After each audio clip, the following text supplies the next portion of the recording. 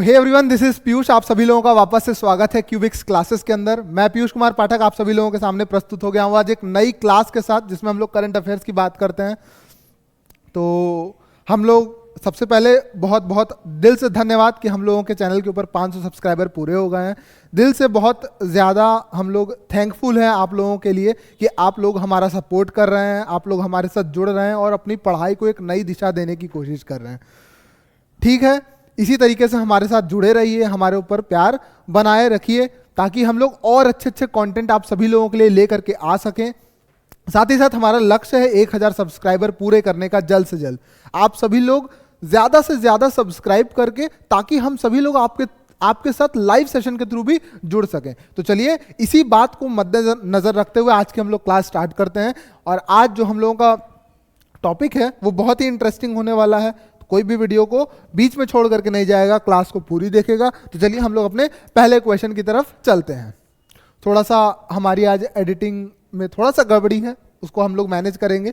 बाकी हम लोग कंटेंट डिलीवर करने में कोई भी हिचकिचाहट नहीं करेंगे या फिर कुछ कमी नहीं छोड़ेंगे। तो चलिए स्टार्ट करते हैं हम लोग। और आज का हम लोग का जो सबसे पहला क्वेश्चन है वो है भारतीय समाचार पत्र दिवस कब मनाया जाता है? When is Indian newspaper day celebrated? Option A 25th of January, option B 27th of January, option C 28th of January and option D is 29th of January. ठीक है सर, देखो मैं थोड़ा सा तुमको एक बात बताता हूं। हमारा जो कॉन्स्टिट्यूशन है, उसके अंदर हो क्या रखा है? 3 बॉडी बोलते हैं, लेजिस्लेचर, एग्जीक्यूटिव एंड जुडिशियरी। ये 3 हमारे विभाग होते हैं, एग्जीक्यूटिव, लेजिस्लेचर एंड जुडिशियरी। ये टोटल 3 पिलर्स बोले जाते हैं हमारे कॉन्स्टिट्यूशन के। हमारी ये जो डेमोक्रेटिक कंट्री है, हमारे डेमोक्रेसी के ये 3 पिलर बोले जाते हैं। क्या बोले जाते हैं भाई साहब? 3 पिलर्स होते हैं। जो मीडिया होता है हमारा, वो हमारा चौथा पिलर होता है। मीडिया को ऐसा माना जाता है कि media is the 4th pillar of our constitution बोल लो, डेमोक्रेसी बोल लो, नेशन बोल लो या फिर कंट्री बोल लो भाई साहब। तो हमारे देश का जो 4th पिलर है वो क्या है? वो हमारी मीडिया सेक्टर है। क्यों भाई साहब, क्यों ये 4th पिलर है? बेसिकली देखो, मीडिया एक ऐसी चीज है ना जो बहुत कुछ को इन्फ्लुएंस करती है, जो बहुत सारी चीजों को इन्फ्लुएंस करती है। जैसे हम आने वाले टाइम में किसे अपने देश का नया राजा चुनेंगे, यानी हमारे देश में कौन हमारे थ्रू चुन करके उस सेंट्रल गवर्नमेंट की पोजीशन पे जाएगा, उस स्टेट गवर्नमेंट की पोजीशन पे जाएगा, कौन प्राइम मिनिस्टर बनेगा, कौन चीफ मिनिस्टर बनेगा, कौन हमारे लोकेलिटी का जो मिनिस्टर है वो कौन बनेगा भाई साहब, ये कौन डिसाइड करता है? वो हम डिसाइड करते हैं। तो हम किस चीज से डिसाइड करते हैं? हम लोग अपने विचारों से डिसाइड करते हैं। ठीक है भाई साहब, हमारे विचार को सबसे ज्यादा प्रभावित, सबसे ज्यादा इंफ्लुएंस कौन करता है? वो ये मीडिया होती है। वो क्या है? ये मीडिया है। तो अब जब ये मीडिया जो है ये बहुत इंपॉर्टेंट रोल प्ले कर रही है, ये क्या कर रही है? बहुत इंपॉर्टेंट रोल प्ले कर रही है। इस वजह से इसको क्या बोला जाता है भाई साहब? 4th pillar of our country. 4th pillar है हमारे कॉन्स्टिट्यूशन का क्या? मीडिया। क्यों? क्योंकि मीडिया हमारे विचारों को इन्फ्लुएंस करता है। मीडिया हमारे क्या करता है? हमारा जो विचार है, जो मीडिया है हमारा, वो हमारे थॉट है, जो हमारे विचार हैं, उसको इन्फ्लुएंस करता है, प्रभावित करता है।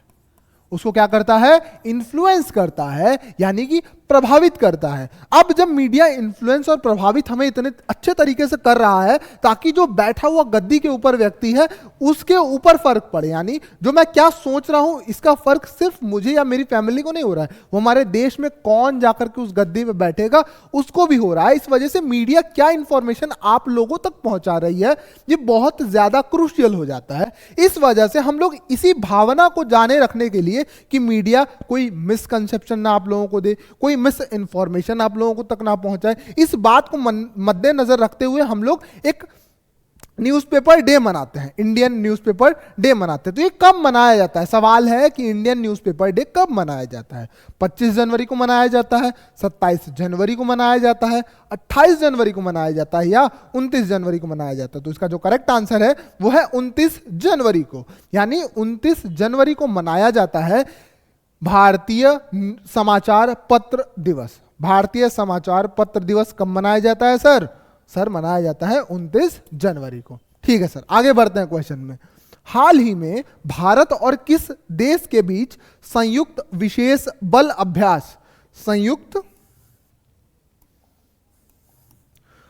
हाल ही में भारत और किस देश के बीच संयुक्त विशेष बल अभ्यास खंजर हिमालय प्रदेश में शुरू हुआ? खंजर हिमाचल प्रदेश में शुरू हुआ। Khanjar between India and which country? कौन सी कंट्री? यही हमें बताना है कि कौन सी ये कंट्री है। इसके बीच में जो हिमाचल प्रदेश है उसके अंदर जो मिलिट्री एक्सरसाइज है वो कहां, किसके और इंडिया के बीच में, किसके बीच में हो रही है? तो option A Uzbekistan, option B Kyrgyzstan, option C Tajikistan, option D Nepal. तो भाई साहब बताइए कि इंडिया और कौन सा ऐसा देश है जिसके बीच में ये जो खांजार है यानी एक मिलिट्री एक्सरसाइज है वो हो रही है? वो एक्सरसाइज को हम लोग हिमाचल प्रदेश में कर रहे हैं। तो वो कौन सा देश है हमारा? किर्गिस्तान है। क्या है?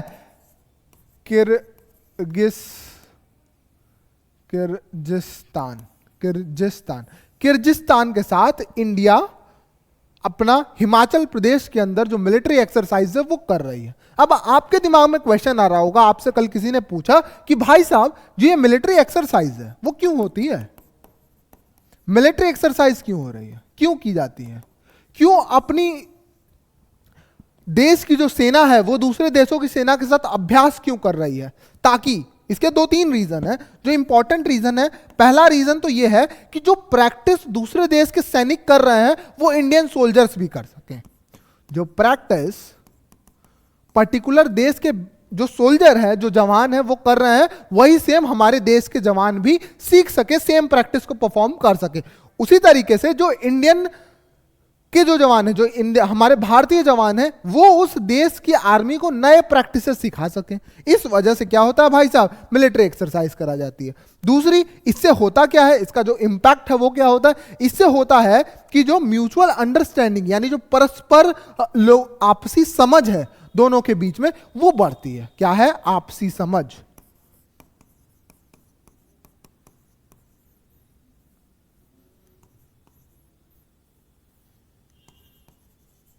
जो आपसी समझ है दोनों देशों के बीच में वो बढ़ती है। इस वजह से मिलिट्री एक्सरसाइज कराई जाती है। तो ये किसके साथ कराई जा रही है? किर्गिस्तान के साथ हो रही है। किसके साथ हो रही है सर? किर्गिस्तान के साथ हो रही है। तो हाल ही में भारतीय और किस देश के बीच में संयुक्त विशेष बल अभ्यास खंजर हिमाचल प्रदेश में शुरू हुआ? तो ऑप्शन इज किर्गिस्तान। ठीक है साहब, आगे बढ़ते हैं। हाल ही में भारत मिस्र यानी इंडिया और इजिप्ट संयुक्त विशेष बल अभ्यास साइक्लोन कहां शुरू हुआ? जो इंडिया और इजिप्ट के बीच में, अगेन वापस इंडिया और इजिप्ट के बीच में जो मिलिट्री एक्सरसाइज है वो कराई जा रही है, वो किसके किसके बीच में हो रही है? इंडिया और इजिप्ट के बीच में हो रही है। तो वो उसका नाम क्या है? उसका नाम है साइक्लोन। साइक्लोन नाम का जो साइक्लोन वो नहीं, बेसिकली साइक्लोन आप वो मत समझ लेना कि साइक्लोन जो हमारी नेचुरल डिजास्टर है वो साइक्लोन नहीं, वो नहीं।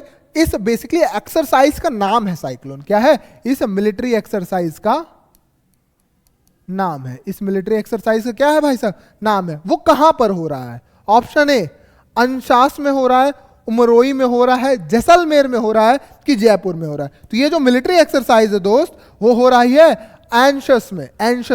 एंशस कहां पर है? इजिप्ट के अंदर है। तो जो हमारे भारतीय जवान हैं वो इजिप्ट गए हुए हैं और यहां पर क्या कर रहे हैं?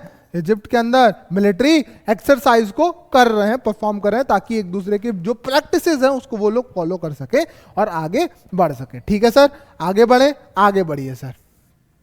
हाल ही में किसे यूपी गौरव सम्मान मिलेगा? किसको यूपी का गौरव सम्मान दिया जाना है? Who will receive UP Gaurav Samman? UP Gaurav Samman किसे मिलेगा? Option A Naveen Tiwari, option B doctor Ritu Karidhal, option C both of the above, दोनों ऊपर के option, and option C Sumit Kumar. तो बताइए जो यूपी का सम्मान है यानी गौरव सम्मान है वो किसको दिया जाएगा? ये चारों ऑप्शन आपके स्क्रीन पर है, आप नीचे जाइए, कमेंट करिए और आंसर को बताइए फटाफट से। तो इसका जो करेक्ट आंसर होगा वो है बोथ ऑफ द अबव। जो नवीन तिवारी हैं, वो जो नवीन तिवारी हैं इनको ये एंटरप्रेन्योर है, एंटरप्रेन्योर है। थोड़ा सा आप एक बार स्पेलिंग देख लें एंटरप्रेन्योर का। एंटरप्रेन्योर मतलब उद्योगपति हैं। और ये जो ऋतु करिधाल जी हैं, जो ऋतु करिधाल जी हैं वो इसरो के अंदर साइंटिस्ट है। वो कौन है? इसरो के अंदर साइंटिस्ट है। इसरो के अंदर क्या है सर? साइंटिस्ट है। अच्छा, क्या है? साइंटिस्ट है सर। अच्छा, मतलब मून मिशन के अंदर इन्होंने पार्टिसिपेट किया होगा। बिल्कुल सर। क्या मंगलयान में भी किया है क्या? बिल्कुल सर, मंगलयान में भी इनका बहुत बड़ा पार्टिसिपेशन रहा है। तो जो ऋतु करिधाल है उनका मून मिशन में भी बहुत बड़ा योगदान रहा है, और साथ ही साथ मंगलयान का जो हमारा मंगल मिशन था, यानी जो इंडिया 6 या फिर 4 ऐसी कंट्रीज हैं, यानी आई थिंक 4 ऐसी कंट्रीज हैं जो अब तक मार्स पे पहुंच चुकी हैं, उसमें से इंडिया को एक बनाता है कौन सा मिशन?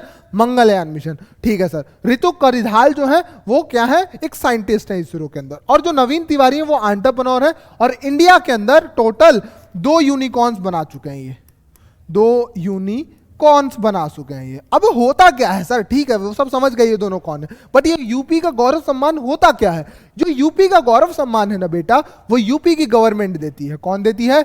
यूपी की गवर्नमेंट देती है। और किस वजह से देती है? इसको देने का कारण सिर्फ ये है कि आप यूपी में जन्म लिए हो और आप कुछ बड़ी चीजें लाइफ में फोड़ लिए हो। जैसे आप साइंटिस्ट बन गए और एक बहुत अच्छे प्रोजेक्ट में आपने काम किया है, ओके।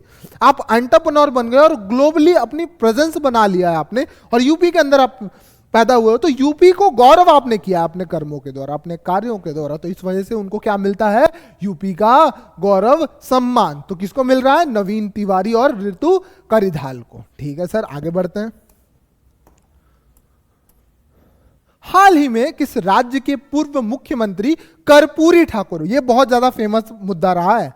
आई थिंक जो न्यूज़पेपर को पढ़ते होंगे या न्यूज डेली को फॉलो करते होंगे उनको पता होगा कि कर्पूरी ठाकुर को भारत रत्न से सम्मान देने को, भारत रत्न है ये, रत्न, भारत रत्न से सम्मानित किया जाना है। तो पोस्टह्यूमसली यानी मरणोपरांत, मरणोपरांत कर्पूरी ठाकुर को क्या मिलना है? भारत रत्न मिलना है, भारत रत्न। ठीक है सर, भारत रत्न मिलना है। तो भारत रत्न भाई साहब कर्पूरी ठाकुर को मिलना है। तो कौन थी ये कर्पूरी ठाकुर? ठीक है, चीफ मिनिस्टर थी सर। कौन से स्टेट की? वही तो सवाल है। Option A Rajasthan, option B Bihar, option C Madhya Pradesh, and option D is Orissa. तो जो कर्पूरी ठाकुर थी, जो कर्पूरी ठाकुर थे वो बिहार के क्या थे? चीफ मिनिस्टर थे, चीफ मिनिस्टर थे। और ये कितने बार रह चुके हैं? ये 2 बार सीएम रह चुके हैं। ठीक है सर, कर्पूरी ठाकुर ने 2 बार सीएम रह चुके हैं। तो बात इनको मिल क्यों रहा है? क्योंकि इन्होंने जो पिछड़ा वर्ग है यानी जो बैकवर्ड क्लासेस हैं, वो आवाज बने थे उनकी, वो आवाज बने थे और लोगों की बातों को, यानी जो पिछड़ा वर्ग के लोग हैं उनको, उनकी बात को लोगों के तक पहुंचाने का काम किया था। और ये इस वजह से इनको भारत रत्न का जो पुरस्कार है वो दिया जाता है। अब भारत रत्न आप पूछोगे क्या होता है? ये जो भारत रत्न होता है ना, वो इंडिया के अंदर जो सिविल लोग हैं यानी जो पब्लिक है, ये हाईएस्ट अवार्ड है, यानी जो सबसे ऊंचा अवार्ड, यानी जो सबसे ऊंचा अवार्ड मिल सकता है वो भारत रत्न मिल सकता है। जैसे सचिन तेंदुलकर साहब को मिला था। तो किसको किसको मिलता है सर? किसी ने साहित्य में बहुत अच्छा किया है, किसी ने खेल में बहुत अच्छा किया है, किसी ने मूवीज के अंदर बहुत अच्छा। तो किसको मिलता है भारत रत्न? जिसने अपनी फील्ड के अंदर कुछ बड़ा उखाड़ रखा है साहब, जिसने भारत को एक नई दिशा देने का काम किया उस पर्टिकुलर क्षेत्र के अंदर जिसके अंदर वो काम कर रहा है, तो उसको क्या दिया जाता है? भारत रत्न से सम्मानित किया जाता है। इस भारत रत्न में जो भारत रत्न है उसके लिए जो हमारे प्राइम मिनिस्टर होते हैं, जो हमारे देश के प्राइम मिनिस्टर होते हैं, वो प्रेसिडेंट साहब को सलाह देते हैं कि इस बार हमें किसको भारत रत्न देना चाहिए। तो प्राइम मिनिस्टर जो होते हैं वो सलाह देते हैं हमारे किसको? प्रेसिडेंट साहब को, कि सर इनको इस बार देना चाहिए भारत रत्न। और फाइनली भारत रत्न हमारे प्रेसिडेंट सर देते हैं, प्रेसिडेंट सर या फिर मैम, जो इस वक्त मैम है हमारी द्रौपदी मुर्मू जी वो देती हैं। तो इस बार कर्पूरी ठाकुर को देने की बात की जा रही है और इसको क्या किया जा रहा है, जो भारत रत्न है वो देने की बात कर्पूरी ठाकुर जी को हो रही है। तो ठीक है सर, ये जो भारत रत्न होता है इसके साथ पैसा भी मिलता है क्या? बिल्कुल नहीं भाई साहब, आपको पैसा तो नहीं मिलेगा, एक सर्टिफिकेट मिलेगा और एक पान के पत्ते जैसी, आपने देखा होगा होता है, यही आपको दे दिया जाता है। ठीक है सर, बहुत बढ़िया सर, आगे बढ़ते हैं। क्वेश्चन नंबर 6, हाल ही में ममनी खाद्य महोत्सव कहां आयोजित किया गया? Where has Mamani food festival been organised recently? Ladakh, Maharashtra, Uttarakhand या फिर केरला? तो देखो, मैंने इसके बारे में कई बार चर्चा की है। जिनको नहीं पता फेस्टिवल क्यों मनाया जाता है, क्या उसके रीजंस होते हैं, तो मैंने पिछली क्लासेस में बहुत बार डिस्कस किया है, आज मैं नहीं करूंगा। इसी के साथ हम लोग ऑप्शन के साथ खोलते हैं कि लद्दाख में है, महाराष्ट्र में है, उत्तराखंड में या फिर केरला में है। तो जो हमारा ये फेस्टिवल होता है ये लद्दाख के अंदर ऑर्गेनाइज कराया जाता है। इसमें बहुत कुछ समझाने वाली बात है नहीं, आपको ये बिल्कुल सिंपल सा फैक्ट है, आप याद कर लो कि ममानी फूड फेस्टिवल कहाँ पे होता है, लद्दाख के अंदर होता है। दिमाग के अंदर बैठा लो, हो जाएगा। हाल ही में भारत और किस देश के बीच मुक्त व्यापार समझौता संपन्न हुआ है? ध्यान से सुनना, मुक्त या समझौता, जो हमारा व्यापार समझौता है वो हुआ था कंप्लीट। तो recently a free trade agreement has been concluded between India, और कौन सी कंट्री है वही हमें ऑप्शन में बताना है। Option A Colombo, option B Argentina, option C Switzerland and option D is Myanmar. तो किसके किसके बीच में जो फ्री ट्रेड एग्रीमेंट है वो हुआ है? एक देश है इंडिया, दूसरा देश कौन सा है भाई साहब, आपको बताना है। तो ऑप्शन है स्विट्जरलैंड। तो स्विट्जरलैंड के साथ जो फ्री ट्रेड एग्रीमेंट है, फ्री ट्रेड एग्रीमेंट है, इसको किया गया है। ये पिछले 16 सालों से चर्चा में था, यानी लोगों के दिमाग में इसके बारे में बात थी कि यार स्विट्जरलैंड के साथ हमें फ्री ट्रेड एग्रीमेंट करना है। क्या होता है सर फ्री ट्रेड एग्रीमेंट के बाद? क्या होगा? क्या होगा ये बच्चा कि जो इंपोर्ट एक्सपोर्ट है, जो इंपोर्ट एक्सपोर्ट है, जो इंपोर्ट और एक्सपोर्ट है, उसके अंदर जो टैक्सेस हैं उसको, उसके अंदर रिलैक्सेशन होगा। उसके अंदर क्या होगा? रिलैक्सेशन होगा, यानी रिलैक्सेशन दिया जाएगा। और जो इंपोर्ट एक्सपोर्ट है उसके अंदर रिलैक्सेशन मिलेगा। जैसे लेट सपोज मैं आपको एग्जांपल देने की कोशिश करता हूं, जैसे जीएसटी इंडिया लेती है, तो स्विट्जरलैंड का कोई अगर व्यापारी यहां पर आता है और कुछ काम करने की कोशिश करता है, तो हो सकता है ये जो इनका ये फ्री ट्रेड एग्रीमेंट है, इसके हिसाब से वो उसको जीएसटी में जो 18% देने की बात होती है, वो मान लो उसको 9% देना पड़ता हो, यानी जो सेंट्रल गवर्नमेंट वाला पार्ट है उसको कर्टेल कर दिया गया, यानी उसको न देने की बात की गई। तो ऐसे बहुत सारी चीजें होती हैं फ्री ट्रेड एग्रीमेंट के अंदर। तो ये स्विट्जरलैंड और इंडिया के बीच में पिछले 16 सालों से चल रहा था और उसको फाइनली क्या कर दिया गया है? कंक्लूड कर दिया गया। हाल ही में किसने हमारा संविधान हमारा सम्मान अभियान का उद्घाटन किया है? Who has recently inaugurated our constitution our respect campaign? Piyush Goyal, S Jaishankar, Jagdeep Dhankhar ji, Anurag Thakur ji. Jagdeep Dhankhar ji हमारे क्या हैं? उपराष्ट्रपति हैं। क्या है? हमारे उपराष्ट्रपति हैं। तो जो मिस्टर धनखड़ जी हैं, इन्होंने स्टार्ट किया है हमारा संविधान हमारा सम्मान। ये किस लिए लागू स्टार्ट किया गया है? इसको लागू करने का और इसको स्टार्ट करने का एक रीजन है कि जितने हमारे स्वतंत्रता सेनानियों को हम लोग भूले जा रहे हैं, जो भूलते चले जा रहे हैं, उनको याद करना। उनको क्या करना? याद करना। तो इसको लेकर के ये जो कैंपेन है हमारा संविधान हमारा सम्मान, इसको लेकर के बातों को, ये जो कैंपेन है इसको इनॉग्रेट किया गया है हमारे उपराष्ट्रपति द्वारा, जिनका नाम क्या है? जगदीप धनखड़ जी। अरे बोलो यार, समझ आ रहा है? नहीं आ रहा है? बिल्कुल आ रहा है सर। आगे बढ़ते हैं सर, क्वेश्चन नंबर 9 पे आते हैं। हाल ही में किस देश ने अमेरिका के साथ टॉम हॉक मिसाइलें खरीदने के लिए समझौता किया है? Which country has recently signed an agreement with America to buy Tomahawk missiles? Option A Maldives, option B Japan, option C Pakistan, option D is Indonesia. तो जो जापान है सर, जो जापान है उसने इस मिसाइल को खरीदा है किससे भाई साहब? यूएसए से। I am really sorry, Japan के साथ। ठीक है सर, जापान ने खरीदा इस मिसाइल को। क्या है इस मिसाइल के बारे में थोड़ा सा बताइए। ये बेसिकली सी की मिसाइल है, यानी जो नेवी की जो शिप्स होती हैं इसके ऊपर रख करके आप इसको चला सकते हो। ठीक है सर, क्या इसके ऊपर न्यूक्लियर बॉम्ब भी हम लोग फिट कर सकते हैं? बिल्कुल कर सकते हैं, बट ये अलाउड नहीं है फिलहाल को लेकर, क्योंकि हम लोगों को पता है कि हम लोग पॉलिसी को फॉलो कर रहे हैं कि न्यूक्लियर बॉम्ब हम लोग एक दूसरे के ऊपर नहीं गिराएंगे। ठीक है सर, ऑप्शन सी, कितने दूर तक मार सकता है सर? ये 1600 किलोमीटर दूर तक मार सकता है। कितने दूर तक? अप्रोक्सीमेटली 1600 किलोमीटर दूर जाकर के मार सकता है। तो इसमें क्या इंपॉर्टेंट बात है सर? इसके अंदर इंपॉर्टेंट इसको ये बनाता है कि जब मैंने, मान लो ये है मेरी शिप, ठीक है, ये मेरी क्या है? बोट है, यहां से मैंने मिसाइल दागी, मेरा टारगेट ये रहा। ठीक है, मेरा टारगेट क्या है? ये रहा। मान लो ये मिसाइल को मैंने दाग दिया और मिसाइल यहां पे पहुंच गई। कहां पहुंच गई? यहां पे पहुंच गई। अब पता चला कि भाई साहब नहीं नहीं नहीं, नहीं टारगेट चेंज है, अब इसको यहां मारना है। तो ये मिसाइल हमें ये करने की अलाउंस देता है कि आप हवा के अंदर मिसाइल दागने के बाद भी आप क्या कर सकते हो? आप अपने निशाने को बदल सकते हो। अपने निशाने को क्या कर सकते हो? बदल सकते हो। यानी अगर मुझे इस कैमरे की तरफ निशाना करना है और मैंने उस मिसाइल को दागा, तो मैं इसको चेंज करके क्या कर सकता हूं? उस तरफ घुमा सकता हूं, बीच हवा के अंदर। तो ये बहुत इंपॉर्टेंट है और इसको खास बनाता है, ये जापान ने अमेरिका से खरीद लिया है। आगे बढ़ते हैं सर। हाल ही में 63वें सेंट्रल जियोलॉजिकल प्रोग्रामिंग बोर्ड की बैठक कहां हुई?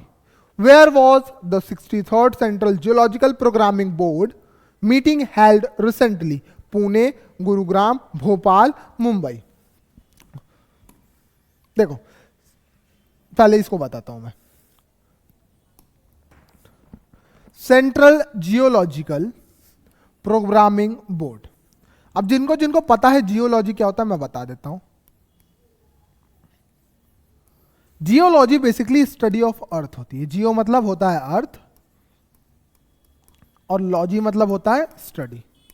तो study of earth is called geology. अलग अलग पत्थर की पढ़ाई कर रहे हैं, डिफरेंट डिफरेंट रॉक्स की पढ़ाई कर रहे हैं। ठीक है सर, डिफरेंट डिफरेंट रीजन्स की पढ़ाई कर रहे हैं सर, बहुत सही सर। तो जियोलॉजी के अंदर वो आता है। तो सेंट्रल जियोलॉजिकल प्रोग्रामिंग बोर्ड जो हमारे इंडिया के अंदर है, उसकी 63वीं मीटिंग हुई है। वो कहां पर हुई है? तो वो हुई है, आई एम रियली सॉरी, वो हमारी हुई है कहां पर? भोपाल के अंदर। वो कहां पर हुई है सर? भोपाल के अंदर हुई है। तो कहां पर हुई है हमारी सेंट्रल जियोलॉजिकल प्रोग्रामिंग बोर्ड की मीटिंग? वो हुई है भोपाल के अंदर। बहुत बढ़िया सर, आगे बढ़ते रहिए, मजा आ रहा है बहुत। क्वेश्चन नंबर 11, हाल ही में बैडमिंटन में इंडिया ओपन 2024 महिला एकल टाइटल किसने जीता है? Who has recently won the India Open 2024 women's singles title in badminton? P V Sindhu, Tai Tzu Ying, option C Chen Yufei and option D Sania Mirza. तो भाई साहब देखो, इन्होंने ताई जू युंग ने इस इंडिया ओपन 2024 को सिंगल्स के अंदर जीत लिया है। ये सिंगल्स, अब ये इंडिया के अंदर हर साल होता है, 2008 से स्टार्ट किया गया था इसको, और इसके अंदर बैडमिंटन की चैंपियनशिप की जाती है, जिसके अंदर ये जीत चुकी हैं। और इन्होंने जो चाइना के जो सबसे टॉप व्यक्ति थे, कौन भाई साहब, जो दिग्गज खिलाड़ी थे, चीनी ताइपे जैसे दिग्गज खिलाड़ी ताइजू युंग को असाधारण ओलंपिक चैंपियन चेन यू फी को हराया है इन्होंने। और उसके बाद जीत करके ये जो हमारे चाइना के अंदर बहुत बड़े खिलाड़ी माने जाते हैं, ये किसके अंदर? बैडमिंटन के अंदर उनको हरा दिया। क्वेश्चन नंबर 12 पे आते हैं। हाल ही में भारत ने किस देश को पीछे छोड़कर वैश्विक शेयर बाजार में चौथा स्थान हासिल किया है? Recently, India has overtaken which country and achieved the 4th position in the global stock market? तो हांगकांग को हरा करके इन्होंने, तो इसका ऑप्शन पहले देख लेते हैं। Hong Kong, France, Germany, Italy. तो हांगकांग भाई साहब, हांगकांग को पीछे करके जो इंडिया है वो स्टॉक मार्केट के अंदर 4th पोजीशन पे आ गया। मतलब सर क्या होता है इसका मतलब समझाइए। स्टॉक मार्केट के अंदर क्या होता है? हम कोई शेयर को खरीदते हैं और कोई शेयर को बेचते हैं। तो इसकी जो तादाद होती है, यानी इसका जो टोटल अमाउंट होता है, उससे कैलकुलेट किया जाता है इसको। उससे क्या किया जाता है? कैलकुलेट किया जाता है। तो जितनी ज्यादा अमाउंट होगा उतना अच्छा आपका स्टॉक काम कर रहा है। तो ये जो हमारा हांगकांग है उसको अब इंडिया ने पीछे कर दिया। तो नंबर 1 पर है यूएसए का स्टॉक मार्केट। नंबर 1 पर कौन है? यूएसए का स्टॉक मार्केट। ठीक है सर, आगे बढ़ते हैं। ये सब बहुत इंपॉर्टेंट क्वेश्चन है, आप ध्यान देते रहिएगा। हाल ही में केंद्रीय गृह मंत्री अमित शाह ने कहा डिजिटल फॉरेंसिक उत्कृष्टता केंद्र का उद्घाटन किया है। Where has Union Home Minister Amit Shah recently inaugurated the Digital Forensic Excellence Center? अब देखो, आप सभी लोगों ने CID तो देखा ही होगा, उसके अंदर एक सालूके थे, कभी कभी देखा था कि वो अपने कंप्यूटर के ऊपर क्या करते थे, यार ये क्रिमिनल का फिंगरप्रिंट एक बार देखते हैं डेटाबेस में मिलता है क्या, अरे याद आया नहीं आया, बिल्कुल आया सर। तो वही डिजिटल फॉरेंसिक उसी को कहते हैं कि जो हमारे बड़े बड़े सिस्टम्स होते हैं जहां पर फोटोज होती हैं क्रिमिनल्स की, क्रिमिनल रिकॉर्ड बेसिकली जहां पे रखे जाते हैं डिजिटली, उस सेंटर को हम लोग बोलते हैं डिजिटल फॉरेंसिक एक्सीलेंस सेंटर। इसका इनॉग्रेशन किया है जो इंडिया जो पूरे ग्लोब के अक्रॉस में सबसे हाईटेक होने जा रहा है, और उसको ओपन किया जा रहा है कहां पर, गुजरात के अंदर। जो अमित शाह जी ने इसका इनॉग्रेशन किया है, और ये दुनिया का आने वाले 5-6 सालों के अंदर दुनिया का सबसे ज्यादा हाईटेक क्रिमिनल रिकॉर्ड रखने वाला डिजिटल फॉरेंसिक बन जाएगा। ठीक है सर, क्वेश्चन में आगे बढ़ते हैं हम लोग। हाल ही में 14वीं अखिल भारतीय पुलिस कमांडो प्रतियोगिता कहां संपन्न हुई? Where was the 14th all India police commando competition concluded recently? Mumbai, Visakhapatnam, Kolkata या फिर चेन्नई? तो विशाखापट्टनम के अंदर इस all India police commando competition को कंक्लूड किया गया। इस पुलिस कंपटीशन में होता क्या है कि दुनिया मतलब भारत के जितने बड़े बड़े पुलिस अधिकारी हैं वो आते हैं और अपनी स्किल्स बताते हैं, अपनी स्किल्स को बताते हैं, अपनी स्किल्स को दिखाते हैं, ताकि इंडिया के अंदर वो जो यूथ है उनको ज़्यादा से ज़्यादा इन्फ्लुएंस कर सके, उनको बहुत प्रभावित कर सके, ताकि वो भी जो पुलिस के अंदर है वो उसके अंदर आने के लिए ज़्यादा से ज़्यादा अपने अंदर क्या कर सके, मोटिवेशन ला सके। तो इसके लिए ये कराया जाता है, और ये कहां पर संपन्न हुआ भाई साहब? विशाखापट्टनम में। तो आज का जो आखिरी क्वेश्चन है वो कुछ इस तरीके से है।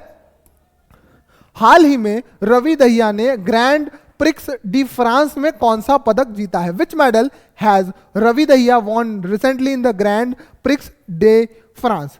गोल्ड, सिल्वर, ब्रॉन्ज, इनमें से कोई नहीं, तो इसको ब्रॉन्ज मेडल मिला है। तो टोक्यो ओलंपिक के रजत विजेता, जो टोक्यो ओलंपिक हुआ था उसमें जो रजत मतलब सिल्वर मेडल जीतने वाले जो रवि कुमार दहिया हैं, उन्होंने Grand Prix de France Henri Deglane 2024 कुश्ती टूर्नामेंट में कांस्य पदक जीता है। Tokyo Olympic silver winner Ravi Kumar Dahiya won the Grand Prix France. Henri Deglane has won the bronze medal at the 2024 wrestling tournament. तो ये थे हमारे आज के कुछ इंपॉर्टेंट, कुछ अच्छे हमारे क्वेश्चंस, हमारे करंट अफेयर्स। इसी के साथ आज हम सभी लोग आप लोगों से विदा लेंगे। इसी तरीके से आप प्यार बनाए रहिए। हम लोग बहुत ज़्यादा उत्साहित हैं कि हम लोग 500 सब्सक्राइबर तक इतने जल्दी आप सभी लोगों के प्यार के द्वारा पहुंच गए हैं। हमें उम्मीद है कि आप सभी लोग इसी तरीके से हमारे ऊपर प्यार बनाए रखेंगे, हमारे चैनल को 1000 सब्सक्राइबर तक पहुँचने में मदद करेंगे। नीचे चैनल को कर लीजिए सब्सक्राइब, वीडियो पसंद आया हो तो कर लीजिए लाइक, नीचे करिए कमेंट आप लोगों के लिए, और हम लोग क्या कर सकते हैं। इसी के साथ हम आप लोगों से लेंगे विदा। मिलते हैं कल की क्लास में। बहुत बहुत धन्यवाद वीडियो देखने के लिए। जय हिंद, जय भारत।